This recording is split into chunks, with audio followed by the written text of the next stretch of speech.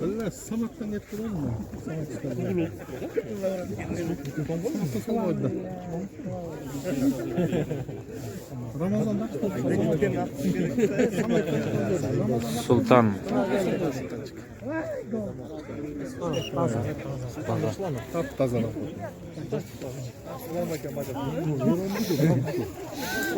Eko bir at, eko bir at.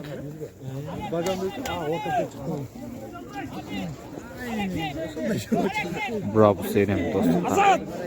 Sultan Ruslan can at mene. 1-0.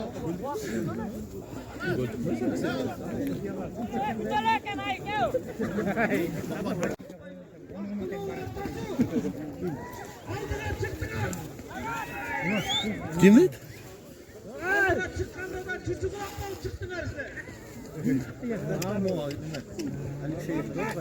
Sultan Ruslanov gelecekte tat almaştırıp. Birinci goldu Bravo Seyrem menen taştap gitti. İkinci menen Sülk Karat menen geledi hazır.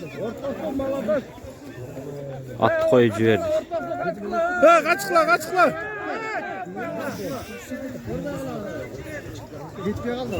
Vay özüne gelip düştü de bile. Özüne gelip düştü de. Şunday skor üstümen özüne getirdi. Alexey gitti bile. Talant özüne geldi.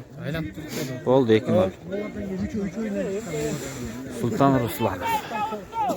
2-3 minut bile oyunda bitirdi.